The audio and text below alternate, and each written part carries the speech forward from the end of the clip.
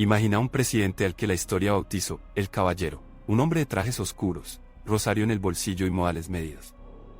Y ahora imagina que, detrás de esa compostura, late un país en guerra, bombas en el Atlántico, telegramas a medianoche y, sobre todo, un coro de mujeres, madre, esposa, maestras, enfermeras, actrices, obreras, moldeando en silencio el pulso de la nación. Cortesía, o contención. Fe, o cálculo. En Manuel Ávila Camacho, la pregunta no es retórica, es la grieta por la que miraremos su vida, y donde el susurro de las mujeres se vuelve estruendo. Nació en Teciutlán, Puebla, con montanas como muralla y neblina como velo, geografía perfecta para un niño que aprendería pronto a caminar sin hacer ruido. El apellido pesaba, los Ávila Camacho no eran apellidos de salón, eran de pólvora y sierra. Entre hermanos que crecerían para mandar, uno de ellos, Maximino, el volcán de Puebla, Manuel parecía el remanso. Pero todo remanso es hijo del río, la revolución le enseñó que la sangre, esa que corre, no la de las venas, la de los mapas, se detiene con disciplina. Los primeros pasos en el ejército no tuvieron fanfarrias, fueron de barro, de rutas que se abren a machete, de noches en que el silencio es orden y salvación. Ahí, primero, aparecieron ellas, las soldaderas que cocinaban con el fusil a la espalda, las enfermeras que recogían cuerpos como si fueran porcelana rota, las maestras rurales que llegaban al amanecer con un pizarrón envuelto en manta. Manuel vio en esas miradas un tipo de mando que no aparece en los partes militares, el mando que nace del cuidado. Y esa palabra, cuidado, iba a ser el secreto más hondo de su estilo. Dicen que en las cantinas de Campana se hablaba más de madres que de balas. Manuel no era el más bohemio, ni el más bravucón, era el que escuchaba. Tenía esa paciencia peligrosa de los hombres que cuentan hasta 10 y, si hace falta, hasta 100. Su educación sentimental no viene en los discursos, se aprende en retaguardia, cuando una enfermera te aparta de la camilla para zurcir la carne de otro. Ese de centrarse, poner al otro en el centro, fue su brújula. Y, sin embargo, la brújula tiembla cuando hay tormenta. México conocía de sobra la tormenta. Caudillos, decretos, banderas rojas, banderas blancas, y, entre todo, la pregunta de siempre, ¿quién manda de veras? Él aprendería a mandar sin gritar. Tal vez por eso lo llamarían caballero, tal vez porque parecía pedir permiso antes de ordenar. Lo cierto es que supo leer el país como se lee una carta personal, atendiendo a lo que se dice y a lo que no. Su relación con la fe, esa fe que luego desarmaría bombas políticas, empezó en la casa, con mujeres que rezaban no para hacerse notar sino para no perderse. No era una devoción de escaparate, era la respiración de lo cotidiano. Más tarde, cuando el país se desgarraba en debates sobre anticlericalismo, educación y Estado, Manuel traería a la mesa un gesto de bolsillo, soy creyente, admitiría, con esa llaneza cortante que no deja lugar al teatrillo. Ese, soy creyente, no era un eslogan, era un puente. Y del otro lado del puente estaban ellas, esposas que temían ver la escuela como trinchera, maestras que temían ver el púlpito como gobierno. En ese equilibrio, de puntitas sobre el abismo, Ávila Camacho aprendió a caminar. Antes de los pinos, hubo oficinas menos fotogénicas, despachos donde el reloj parece caminar al ritmo del teletipo. Ahí, su figura cambió, del militar curtido al funcionario que, sin perder el seno, aprende a negociar. Si en el cuartel el mando es vertical, en el país el poder es una red, se tensa si tiras de un hilo. Y los hilos, otra vez, tenían nombres de mujer. No solo la esposa, ya llegaremos a ella, también las mujeres de la calle, las de la fábrica, las de la plaza. Él lo vio en un detalle que contarían los cronistas, donde se acumula el silencio cuando hay miedo. Las mujeres, primeras en intuir el precio de la paz, también fueron las primeras en medir el costo de romperla. Ese olfato social, Manuel lo convirtió en política. La silla presidencial, sin embargo, no perdona la ingenuidad. El país entró a los años 40 con la resaca de reformas profundas y con el mundo ardiendo. La guerra en Europa era una hoguera que algunos querían mirar de lejos, como quien contempla una tormenta desde la ventana. Pero el Atlántico no tiene ventanas, tiene rutas petroleras. Cuando la guerra tocó las puertas mexicanas con acero y sal, barcos hundidos, telegramas con tinta que olía a urgencia, el presidente tuvo que hacer algo más que persignarse. Aquí la historia suele ponerse rígida, de mármol, con fechas y decretos, pero para entender a Manuel hay que oír otra música, la de las cocinas donde las mujeres contaban el azúcar, la de las colas en mercados donde el rumor pesa más que el kilo, la de los talleres donde las manos femeninas tejían uniformes con la prisa de quien sabe que el tiempo es un enemigo. Es en esas orillas donde su figura se ensancha, el hombre que en público mide cada palabra, en privado mide cada impacto. Y vuelve a aparecer la palabra, cuidado. La biografía sentimental de Ávila Camacho pasa inevitablemente por Soledad Orozco, su esposa. Su nombre no es un decorado, es un contrapeso. Soledad, nombre que parece escrito por un guionista poético, encarna esa mezcla de recato y firmeza que tanto se habla de las primeras damas, pero que en su caso iba más allá del protocolo. Era devota, sí, y su devoción era un eje moral, pero también era una administradora silenciosa del prestigio, una guardiana del tono. ¿Qué tono? El que separa la autoridad de la arrogancia. En una época en que el cine mexicano inventaba divas y el país quería bailar boleros para olvidar la guerra, Soledad picheaba otra. Banda sonora, decencia, beneficencia, el candil de la casa no para alumbrar el salón, sino para iluminar el patio.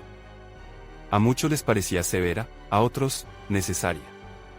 Lo que nadie dudaba era su influencia, no en la mecánica de los decretos, sino en esa atmósfera que vuelve creíble un gobierno o lo convierte en puro decorado. En ese microclima, Manuel respiraba mejor.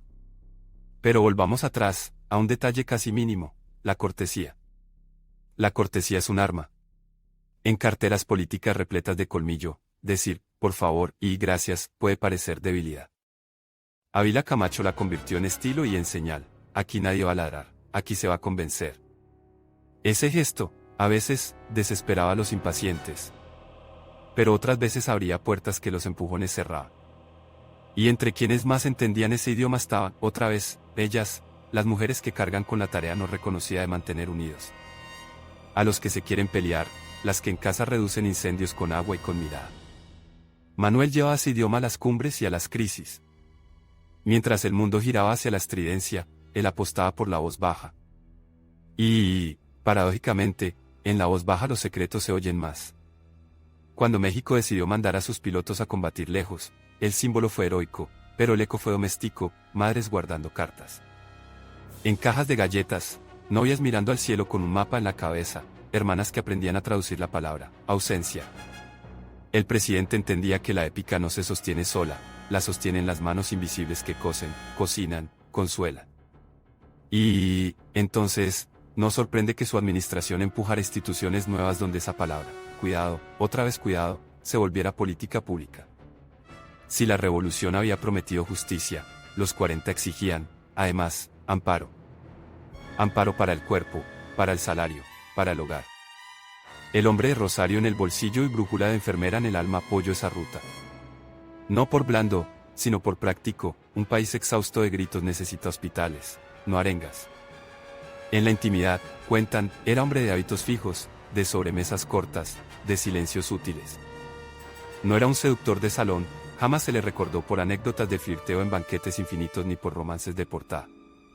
Sus relaciones con mujeres fuera del matrimonio, si las hubo, no forman parte del álbum público, y esa ausencia de escándalo dice tanto como cualquier titular. La suya fue una masculinidad de posguerra, menos caudillesca, más doméstica, menos puno en la mesa, más regla en el cajón. Quizá por eso el meme del caballero prendió, porque ofrecía una masculinidad que no buscaba imponerse a gritos. Y, sin embargo, no nos engañemos, la cortesía también es poder. Y para sostenerla se necesita un andamiaje de mujeres que creen en ese poder y que, por creer, lo legitiman todos los días. Hay una imagen que me obsesiona, el despacho presidencial a media tarde, luz filtrada entre cortinas pesadas, un retrato al óleo observando. Sin parpadear, y, sobre la mesa, dos objetos, una pluma recién cargada y, casi escondido, un escapulario. Sostengo la mirada en la puerta, no entra un general con espuelas, entra una mujer de agenda y voz baja, una colaboradora, una primera dama, una secretaria, una técnica. Coloca carpetas, comenta cifras, sugiere tonos. Al salir, el presidente firma. Ese segundo, ese mínimo segundo entre la sugerencia y la firma, resume su estilo, escuchar antes de estampar tinta. Y donde hay escucha, hay presencia femenina. No como adorno, sino como arquitectura. Si la historia oficial nos da fotos y fechas, este relato quiere darnos textura. La textura de un país que, bajo un nombre apodado, Caballero, vivió la tensión de modernizarse sin romperse. En esa tensión, Las mujeres fueron péndulo y reloj, marcaron el ritmo y mantuvieron el centro. Algunas lo hicieron desde la vida pública, caridad, educación, cultura, otras, desde la trastienda, la logística invisible de lo cotidiano. Manuel, entre los dos mundos, supo que gobernar también es administrar lo íntimo. Y esa intuición no se aprende en un manual, se aprende oyendo a la madre decir, no llegues tarde, y entendiendo que esa frase es una política de prevención. Lo veremos avanzar hacia la cumbre, no con el paso de los conquistadores, sino con el andar de quien cuida que la puerta no azote. Y afuera, el viento del mundo soplando con fuerza huracanada, submarinos, tratados, alianzas, fábricas, radio, cine. En los noticiarios, el rostro del presidente parece el de un hombre siempre a punto de pedir discreción. Pero detrás, las conversaciones son otras, hasta dónde llega la tolerancia. ¿Qué espacio tiene la fe en la política? ¿Qué puede permitirse en la pantalla grande cuando la moral quiere el telón abajo? Y de nuevo aparece un nombre, Soledad, que no es silencio, es criterio. Cada vez que ella entraba en un salón, la decoración cambiaba, el ambiente se volvía más recogido, el ruido bajaba 2 notas, el vestido largo se convertía en postura larga. Y Manuel, en ese clima, firmaba y hablaba. Control. Convicción. Esa ambigüedad es la música de la época. En los pasillos de la cultura, se corría la versión de que los besos en pantalla se median con regla moral. En los pasillos de la política, se median con regla de conveniencia. Ni todo fue censura ni todo fue permisividad, fue un baile incómodo donde cada paso tenía observadores. El presidente aprendió que, a veces, decir no, protege, y, a veces, decir sí, también. Lo importante, para él, era el tono, que el país no hiciera aspavientos, que cruzara la década sin romperse los dientes. Y supo que, para lograrlo, había que hablar el idioma que más escucha la gente cuando se apaga la radio, el idioma que se habla en la cocina. Ese idioma, en México, históricamente lo han administrado ellas. Si Manuel gobernó con oído de cocina, no fue casualidad. Se diría que su biografía pública está escrita con tinta negra, la biografía emocional, con lápiz. En tinta negra, cargos, decisiones, inauguraciones, reformas, la gran apuesta por la unidad nacional. En lápiz, la educación sentimental que le dieron las mujeres que lo rodearon y la esposa que cuidó su alma. Y como todo lo escrito a lápiz, hay que leerlo de cerca, a contraluz, con paciencia. Porque ahí están las señales de dónde venía su fuerza, no de imponerse, sino de sostener, no de fulgor, sino de aplomo. Cuando nos adentremos en los años decisivos, la guerra, la diplomacia, los pilotos que despegan a combatir a miles de kilómetros, la economía que se reconfigura y el tejido social que se tensa, la pregunta que guiará este relato será incómoda y deliciosa, ¿hasta qué punto la forma en que Ávila Camacho trató a las mujeres, empezando por su esposa y por las que le marcaron el pulso cotidiano, moldeó las grandes decisiones que firmó con su pluma? Y la respuesta no vendrá de una confesión, vendrá de gestos. Porque la vida de un caballero, cuando es verdadera, está hecha de gestos, no de discursos. Imagina el estruendo que no hace ruido, urnas abiertas al amanecer de 1940, papeletas que crujen entre dedos nerviosos, calles custodiadas por soldados con los fusiles a media asta, y, detrás del tumulto, una mujer con rebozo oscuro apretando un rosario, susurrando, que gane el que no nos parta el alma. Ese día, el país votaba entre la pólvora y la prudencia. De un lado, el grito, del otro, el gesto contenido. Manuel Ávila Camacho caminó hacia la presidencia con el paso de quien cruza un piso de vidrio, mirando hacia abajo, sabiendo que debajo está el abismo. Afuera se escuchaban consignas, adentro, en las casas, se escuchaba la respiración. Y si acercas la oreja a esa respiración, oyes nombres de mujer. La campana fue un teatro sin telón. Los carteles pegados sobre carteles, los mítines con eco de estadio, las plazas donde los ojos más atentos no eran los de los oradores, sino los de las señoras que hacían fila para la tortilla, midiendo el humor del barrio como quien prueba la temperatura del aceite antes de echar el huevo. En esos días, el futuro presidente se volvió experto en leer el lenguaje de la espalda, cuando un grupo se tensa, cuando una multitud se afloja. No es talento de general, es instinto que se aprende en cocinas y en enfermerías. Caballero no era apodo aún, era promesa. Una promesa que Soledad Orozco, a su lado, convertía en escenografía, vestido sobrio, gesto claro, la mirada que decía orden, sin pronunciarlo. En los círculos de salón, ella no imponía silencio, lo curaba. Y Manuel, a su lado, entendió que no hay triunfo público sin clima doméstico. Si la casa huele a miedo, el país estornuda. El parteaguas llegó pronto, y llegó con la palabra que abría y cerraba heridas a la vez: fe. Cuando, ya en el poder, Ávila Camacho soltó el "soy creyente", como quien pone una taza de barro en medio de una mesa de cristal, no. Estaba buscando aplausos, estaba encendiendo una lámpara de noche en un cuarto de niños asustados. La revolución había peleado batallas contra la sotana y el púlpito, las escuelas y los templos se habían mirado con recelo, como vecinos que comparten pared y sospechan del ruido ajeno.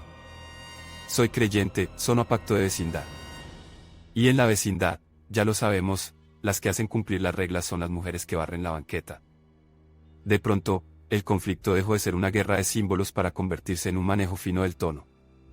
Soledad lo amplificó: beneficencia, visitas discretas a hospitales, patronatos donde el apellido no brillaba, sostenía. El mensaje era nítido: moral alta, voz baja. Pero la historia rara vez da respiro. Un telegrama llegó como un vaso que se rompe en la madrugada, barcos mexicanos hundidos en el Atlántico, aceite encendido abriéndose. Como una flor negra en el agua, nombres de marineros que se volvían estampitas en la sala. México, que hasta entonces había visto la guerra mundial como tormenta ajena, sintió las primeras gotas en la cara. Y ahí, otra vez, las mujeres marcaron el compás. Las madres, que aprendieron a mirar mapas del cielo como si fueran recetas, las novias, que escribían cartas con tinta más oscura, para que la palabra "vuelve" no se deslavara en el correo, las obreras, que cambiaron el hilo del vestido por la lona del uniforme. La decisión presidencial, romper la neutralidad, dar el salto, fue firmada con la pluma, sí, pero anclada en esa música de patio. Proteger la casa no es solo cerrar la puerta, es apuntalar las columnas. La economía se reordenó con el chasquido seco de las decisiones que pesan.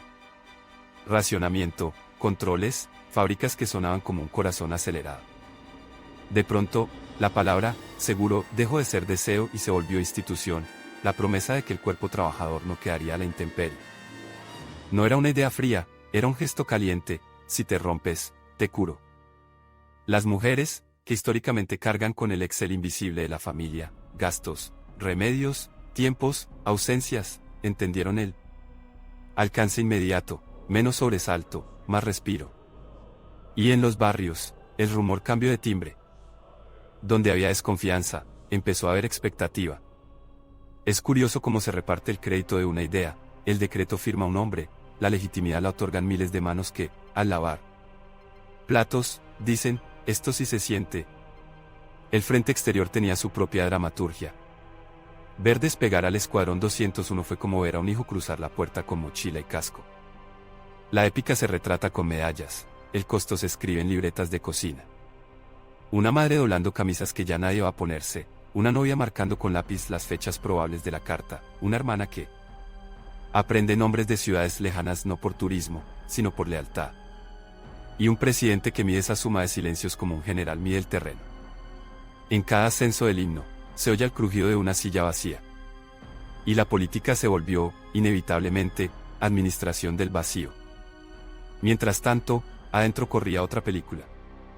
El cine mexicano, esa fábrica de espejos que enseñaba al país cómo quería verse, se convertía en ring donde pelearían beso y pudor. Había quien quería besos largos, y había quien quería tijeras. La ley no siempre decía: el clima social, sí.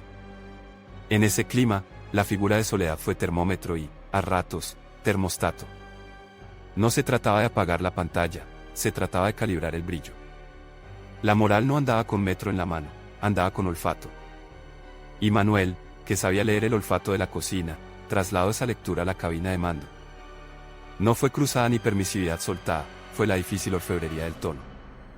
En esa orfebrería, el pulso femenino era guía, que puede ver una familia sin que se le rompa el hilo de la conversación. La pregunta no es menor: del salón de cine se sale al salón de la casa.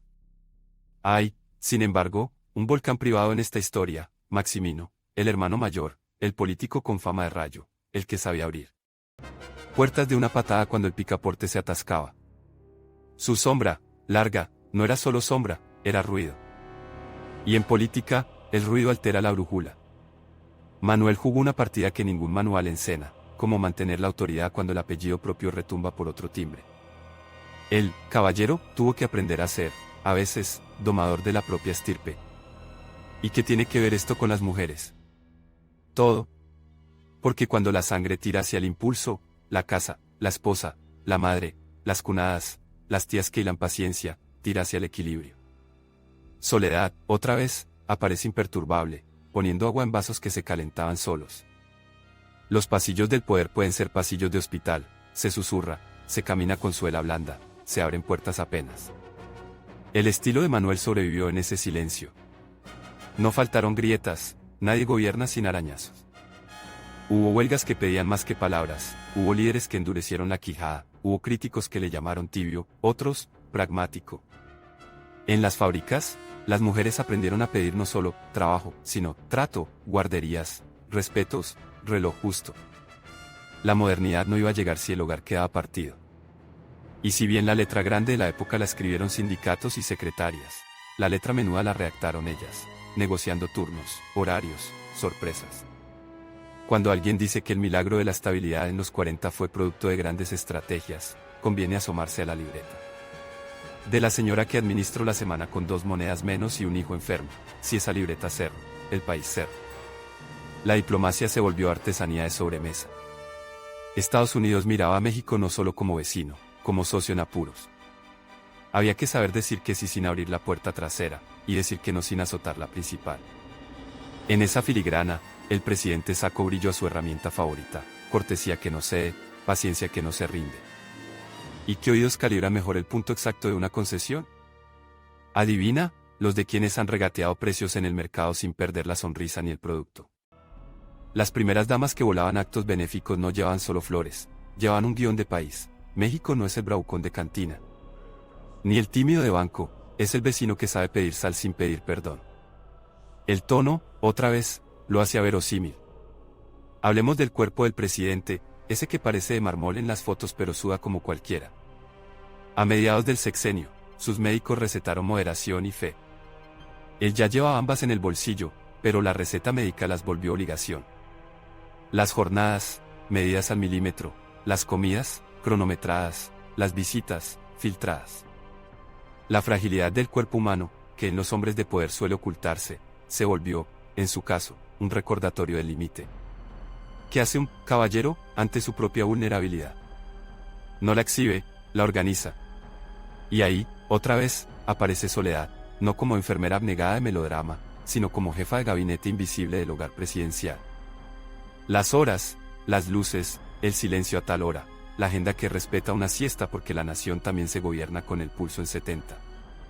Volvamos al frente interno, escuelas. La pizarra del país se llenó de letras nuevas. No había reforma educativa de fanfarria, pero sí una idea insistente: si el aula habla un idioma que la casa entiende, el conflicto baja decibeles. Las maestras, las mismas que durante la revolución caminaban con pizarrón envuelto en manta, ahora pedían tizas y respeto. Manuel, que aprendió a confiar en esa voz cuando el barro todavía se pegaba a las botas, empujó recursos, abrió puertas, calmó resentimientos viejos. La reconciliación con el mundo religioso no se tradujo en catecismo de Estado, se tradujo en aceptación de que la escuela no es trinchera, es taller. Y las mujeres fueron maestras y madres, doble timón de ese taller.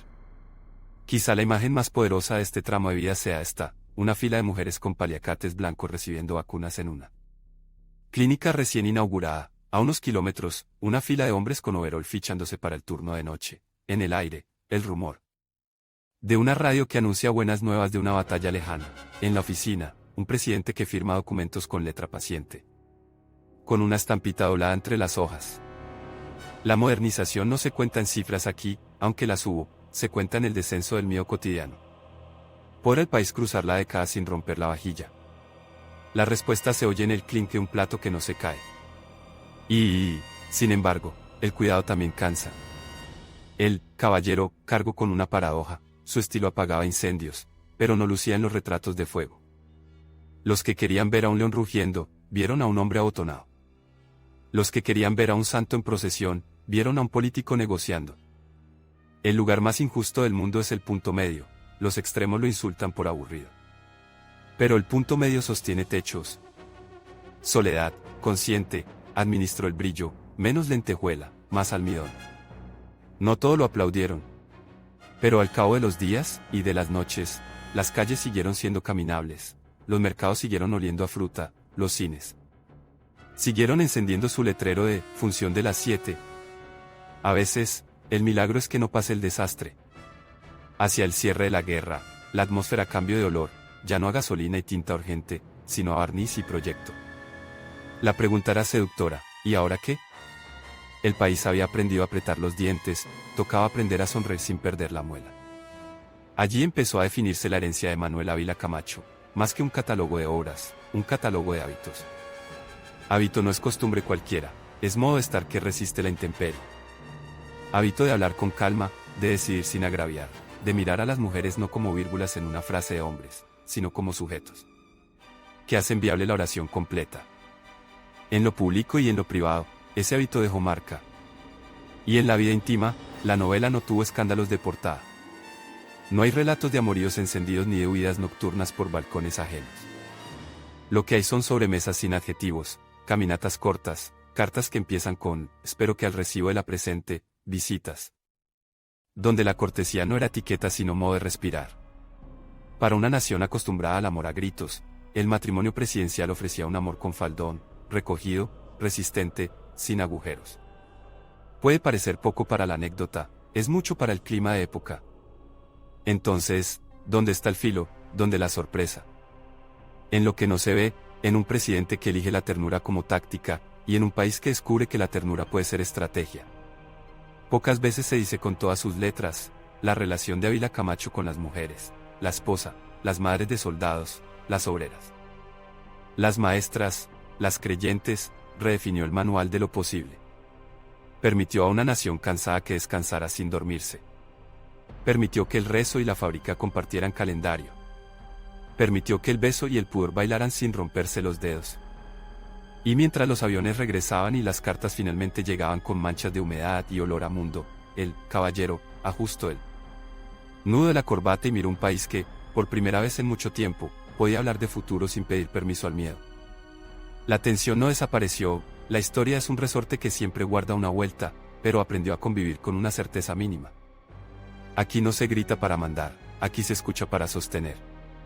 Imagina el silencio eléctrico de 1945, la guerra se apaga como una lámpara gigante, pero el bulbo queda ardiendo, los periódicos pasan, de tinta roja a tinta de barniz, y en México la gente descubre que el ruido del progreso se parece a un telar inmenso, es la hora en que las viudas guardan la última carta en un cajón forrado de papel floral, en que los pilotos del Escuadrón 201 regresan, con una mezcla de orgullo y ausencia en los ojos, y en que el caballero entra a su despacho y encuentra, sobre la mesa, dos cosas, que parecen pelear en silencio, una carpeta con cifras y un ramo de flores que alguien, ya sabes quién, ha colocado sin aspavientos. Entre ambas cosas cabe el país entero. La noticia que le parte el calendario no llega de ultramar, llega de casa. Un hermano volcánico, Maximino, cae como caen los árboles, que nunca aprendieron a inclinarse. El edificio político tiembla con un crujido que no está en los periódicos. Es un temblor de pasillos, de discretos cambios de ruta, de miradas que se rehacen. No hay alaraca, pero hay un reacomodo que se siente como cuando cambias un cuadro de lugar, y la sala queda más grande y más fría. A Manuel, el golpe lo atraviesa con dos filos, el del hombre que pierde sangre propia, y el del presidente que ve alterarse el mapa de lealtades. ¿Y quién recoge los pedazos? Las manos que no salen en las fotos, las de la familia, las de las mujeres que conocen la alquimia del duelo y el protocolo.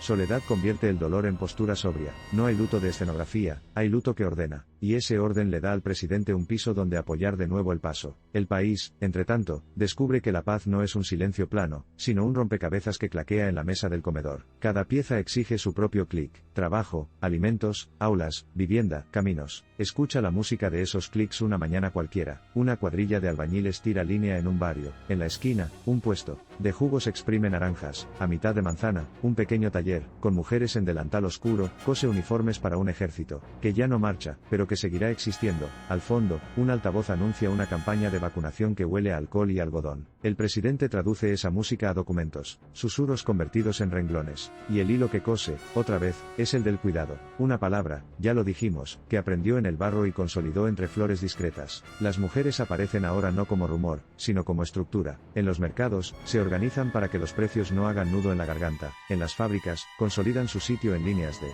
producción donde la disciplina tiene reloj propio. En la beneficencia beneficencia, dan trazos de institucionalidad a lo que antes fue caridad. Dispersa, en las escuelas normales, se forman maestras que caminan a pueblos donde el pizarrón es milagro portátil. Y en la casa presidencial, la primera dama convierte el buen gusto en política de Estado, no el buen gusto de la vanidad, sino el de la mesura, ese que evita que la ostentación se vuelva insulto. Hay visitas a hospitales donde el gesto no es de reina, es de administradora del ánimo. Hay comités que no posan, funcionan. Cada una de ellas, maestras, enfermeras, obreras, voluntarias, sostiene un costado del edificio. El presidente, en consecuencia, reafirma su convicción: toda épica que no se amara al plato en la mesa, se evapora. El cine, fábrica de espejos y nectarinas de deseo, incrementa la presión como una olla a punto de silbar. Los besos, que durante la guerra fueron medidos con regla invisible, ahora reclaman segundos de aire. Los boleros piden coreografía. Punto y coma. Las divas exigen luz sin sombras. Soledad hace de curadora del tono. No se trata de prohibir el brillo, se trata de decidir dónde lo pones para que ilumine y no encandile. Se habla de moral, palabra peligrosa cuando se usa como porra, pero útil cuando se emplea como timón.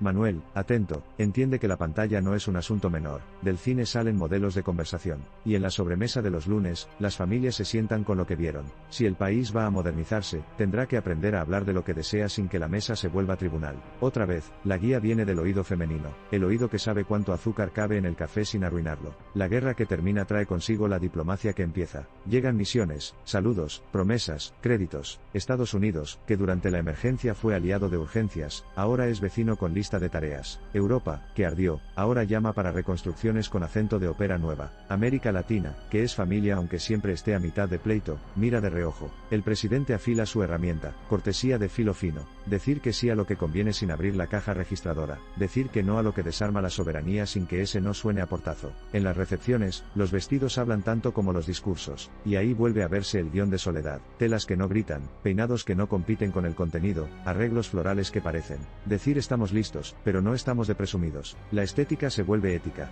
Mientras tanto, debajo de la tarima, la modernización pide suelo. Carreteras, ferrocarriles, generación eléctrica, zonas industriales. La palabra obrero ya no es estampita de mural, es vecino con turno de noche y bicicleta. La palabra secretaría deja de ser edificio solemne y se convierte en ventanilla que, si no funciona, arruina el día. Y la palabra seguro, esa que ganó peso en el fragor de los años duros, amplía sus costuras para que quepa más gente adentro. Cada ampliación produce un efecto doméstico. La mujer que calculaba la compra con un margen de miedo ahora lo hace con un margen de respiro. Y ese respiro cambia conversaciones enteras, la de la pareja, la de los hijos, la del cuñado que llega sin avisar. La política pública redibuja el tono de una cocina. Nadie lo aplaude en el zócalo, pero se aplaude por dentro al pagar el mercado. En la trastienda del poder suena otra música, la sucesión. La palabra tiene filo de navaja. Define amistades y reescribe genealogías. Hace que los saludos cambien de temperatura. Manuel, que ha aprendido a mandar sin elevar el volumen, enfrenta el remolino con el método que lo trajo hasta aquí, de cantar. Escucha, mide, prueba, vuelve a medir.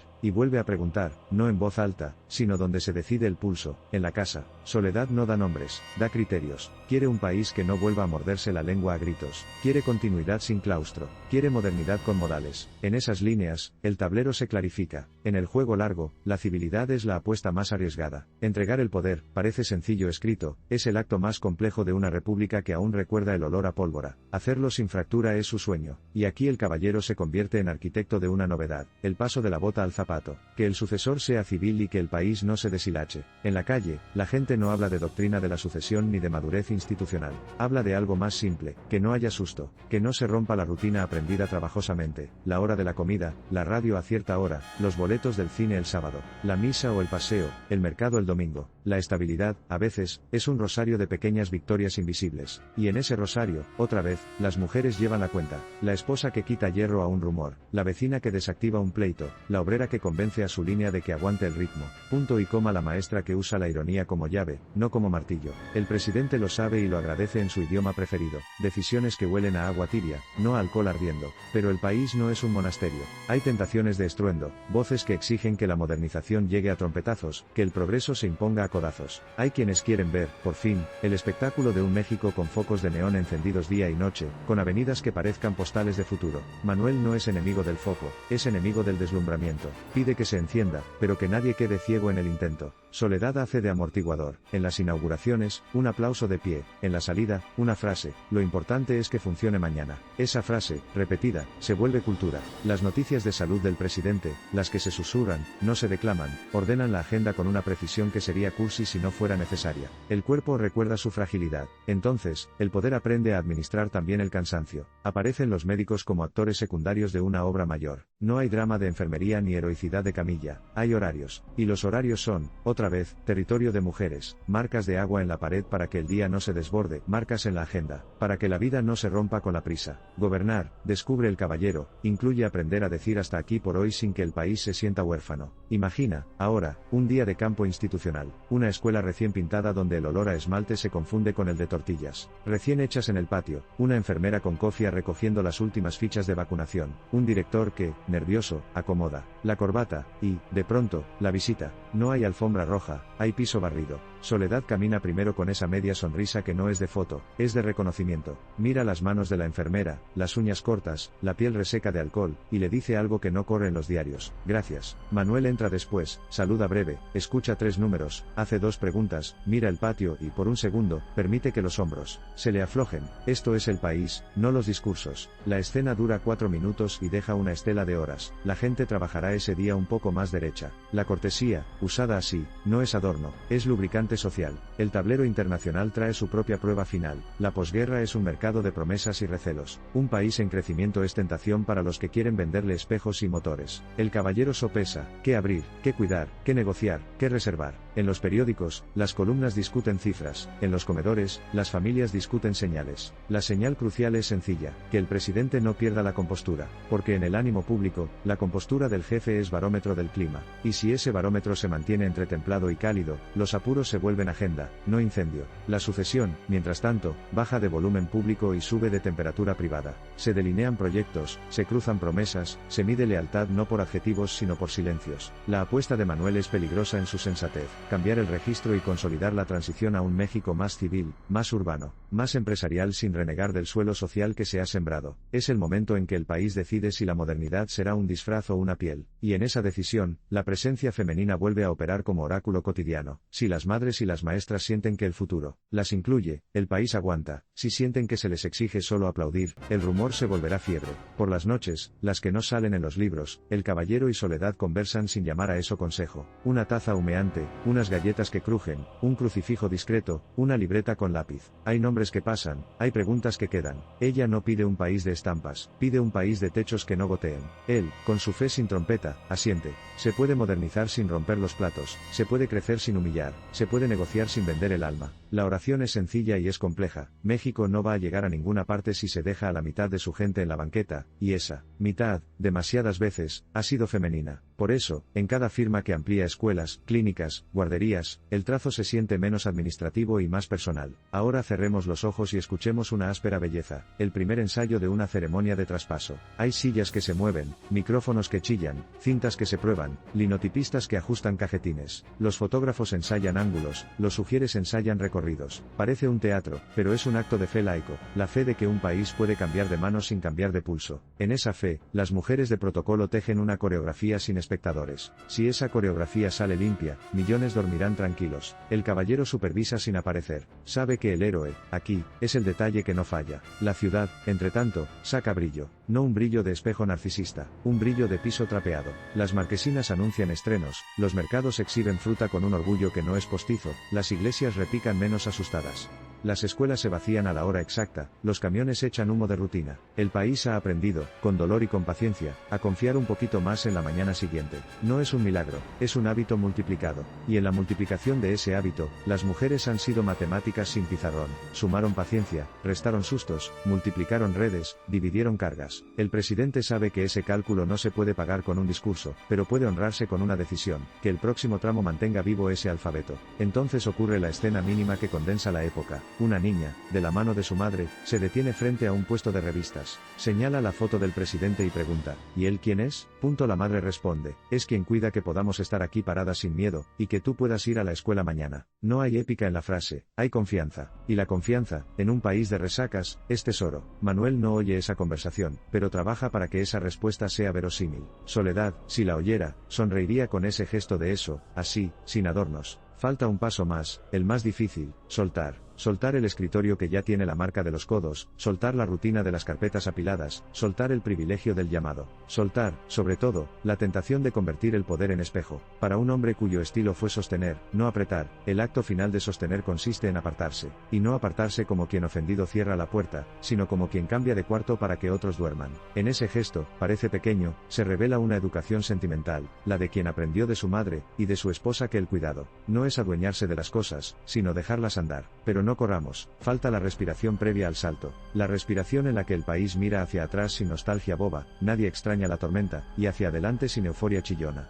Nadie quiere un foco que queme. En ese punto exacto, la música del relato se vuelve un murmullo de orquesta afinando. Violines, metales, maderas, percusiones.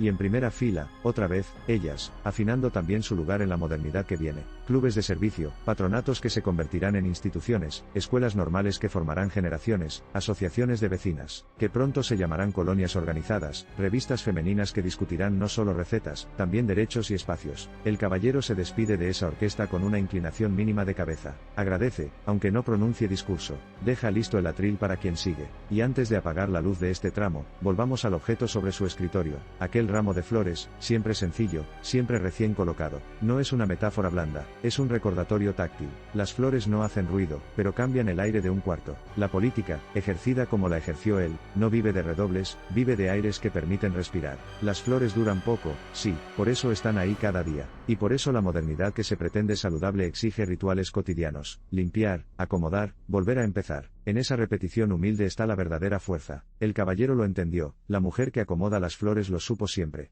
Imagina la respiración contenida de una ciudad que ha ensayado 1000 veces un gesto para hacerlo perfecto: amanecer de traspaso, camiones de limpieza dejando la calle como un espejo mate, policías con guantes blancos, asistentes que caminan midiendo con los ojos la distancia exacta entre una silla y otra.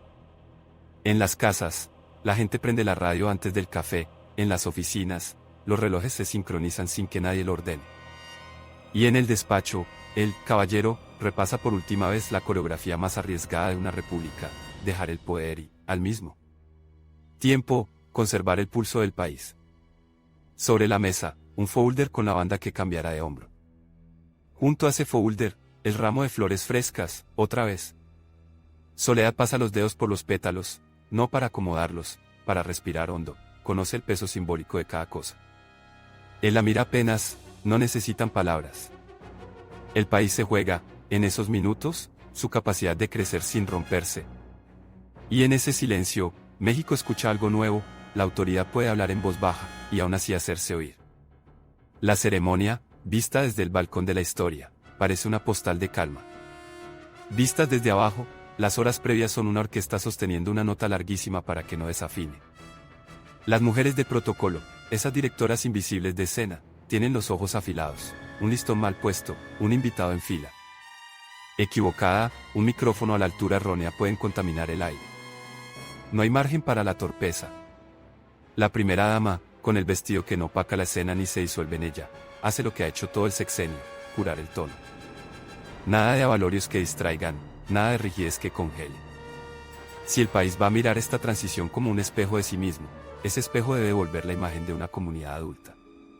Cuando el sucesor, civil, urbano, de traje que huele a tinta nueva, aparece, el rumor se transforma en beso de aire. No se oye, pero se siente. El caballero asiente con la barbilla, mínimo, como quien termina una oración que empezó hace décadas, la del mando que ya no depende del grito. Hay, en el corazón de ese momento, una pregunta que arde sin llamas: ¿qué queda de un hombre cuando deja de ser señor presidente? Quedan hábitos. Queda el reflejo de escuchar antes de firmar. Queda, sobre todo, una geografía emocional que no se viste de gala: los consultorios que ahora atienden a más gente, las escuelas donde los pizarrones ya no son rareza, las fábricas con relojes menos crueles, los barrios que aprendieron a confiar un poco más en la mañana siguiente. Queda también una manera de hablarle al país que no requiere megáfonos: frase corta, promesa cumplible, paciencia que no es coartada sino método. Y queda la imagen de un matrimonio que, contra la tradición de gritos y sombras, eligió la sobriedad como bandera. La relación de Manuel con las mujeres, la esposa, las madres de soldados, las obreras, las maestras, las creyentes, deja de ser telón de fondo, es arquitectura. Si el edificio no se vino abajo, fue en buena medida porque ellas sostuvieron las vigas mientras él aprendía a no patear las puertas. Afuera, el público ve una banda que cambia de hombro. Adentro de la piel de los protagonistas, pasa otra cosa. Pasa el inventario de un hogar hecho estado, agendas, discretas llamadas de madrugada, decisiones que jamás tendrán estatua pero salvaron días enteros del desastre. Pasa el recuento de ese alfabeto femenino que tejió estabilidad, la enfermera que ajustó dosis y ánimo en una sala sin ventilador. La maestra que contuvo el rencor de 2 pueblos con una excursión y una canción, la obrera que convenció a su línea de no parar. No ese día, porque el país se caía si ellas soltaban, la señora del mercado que, de puro olfato, previno un alza de precios con una red de mayoreo y confianza. Soledad, en la despedida, no agradece con discursos, con gestos. Una mirada a la enfermera, un apretón de manos a la directora de escuela, una palabra en voz baja a la obrera, un gracias, 5 millas a la señora del mercado. Ese tejido, intangible para los titulares, es la herencia más útil. El caballero se despide del escritorio. Lo hace como se despide uno de una mesa de trabajo, con una caricia casi doméstica sobre la madera. No hay lágrimas ni épica de mármol, hay algo más complicado, la aceptación de que el cuidado incluye apartarse. Desde la ventana, la ciudad late con un brío distinto, como si ese día valiera por 10. México ha visto a muchos hombres llegar a caballo, ese día ve a uno irse a pie, con el saco en su sitio y el paso de quien aún recuerda que el piso es de vidrio. La radio transmite voces en cadena nacional, pero lo que interesa son los silencios, lo que no se escucha y, sin embargo, sostiene. Un país aprende a escuchar silencios cuando se atreve a confiar. Después del acto, viene el después de verdad, el regreso a una casa sin los ecos del Estado. Cambia la acústica. El teléfono suena menos, el timbre parece de otra era. Se antoja una caminata breve, sin escoltas que aparten el aire. Soledad acomoda floreros con flores menos protocolarias. El caballero prueba el café sin pensar en un parte informativo. Y, en esa normalidad asombrosa, aparece la memoria como quien entra sin tocar, la enfermería de campana donde el olor a éter era un diapasón para la paciencia, la primera oficina donde el teletipo parecía latido ajeno, el despacho presidencial con el crucifijo discreto, la pista donde el escuadrón 201 despegó bajo un cielo que parecía contener el aliento. En cada recuerdo, hay un rostro de mujer, a veces nítido, a veces brumoso, pero siempre presente, como costura interna. En los meses siguientes, México confirma si la transición fue un acto o una pauta. El nuevo gobierno instala su gramática, empuja su propio diccionario, las avenidas se llenan de anuncios que prometen modernidad con luces más brillantes y motores más rápidos. La prensa repite, con fascinación, la palabra industrialización, como si fuera un conjuro. En la calle, la palabra se traduce en turnos y rutas nuevas. Y en las cocinas, la traducción última, que se compra, cómo se administra, a qué hora se duerme. El legado de Manuel no compite con ese estruendo, lo matiza. Permite que el brillo no vuelva ciegos a los ojos. Ese permiso no se decreta, se hereda. La cortesía como lubricante. La fe como brújula sin gritos. La voz baja como estrategia, no como timidez. Se cuentan, en sobremesas de confianza, anécdotas que parecen mínimas y, sin embargo, revelan la sustancia. En una visita ya como exmandatario, un director de hospital quiere convertir la bienvenida en comitiva, él pide una vuelta sin cámaras y se detiene en la sala de espera donde una mujer templa el miedo de su hijo con un canto antiguo. Otra, en un acto cívico, una maestra rural le muestra un cuaderno impecable, él lo abre y comenta no la caligrafía, sino la fuerza con que la nina sujeta el lápiz, esa nina pelea por escribir. Una más, en un mercado, una vendedora le extiende una bolsa de papel con naranjas pequeñas, de las que alcanzan para todos, él la conserva durante la caminata como si llevara un símbolo, no fruta. Esos gestos, a ojos extraviados en cifras, pueden parecer folclore. No lo son. Son su manera de recordar que la política, si no sabe nombrar lo íntimo, pierde su gramática. La conversación pública sobre su legado entra inevitablemente al terreno que incomoda a los extremos. Hay quienes reclaman más estridencia transformadora, quienes hubieran querido un puno en la mesa para acelerar el paso.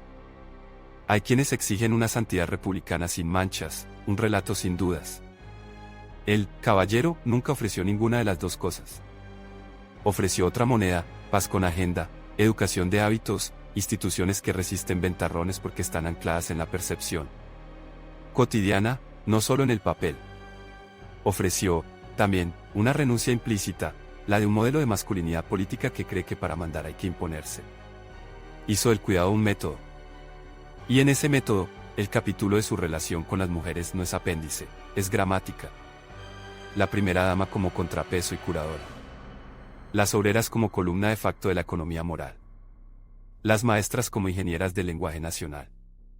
Las creyentes como puente entre la devoción privada y el pacto público. Las enfermeras como recordatorio de que todo futuro pasa por el cuerpo. Hay, por supuesto, sombras. Ningún sexenio soleó sin repintes.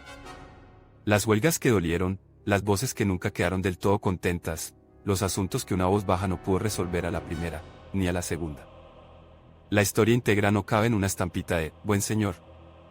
Pero si se mira el cuadro a cierta distancia justa, ni devoción ciega, ni rencor perpetuo, la imagen que emerge es distinta, un país que sobrevivió la prueba más difícil, la de mudarse del plomo a la pluma sin desfondarse, un estilo que apostó por la madurez cuando la tentación del ruido prometía aplausos inmediatos, una pareja presidencial que entendió que la decencia puede ser política pública. Si ordena prácticas y no solo sermones. Imagina, para entenderlo mejor, una última cena. Es domingo. No hay ceremonias. Una iglesia saca bancos a la banqueta para una catequesis masiva. A 2 cuadras, un taller hace vibrar su torno.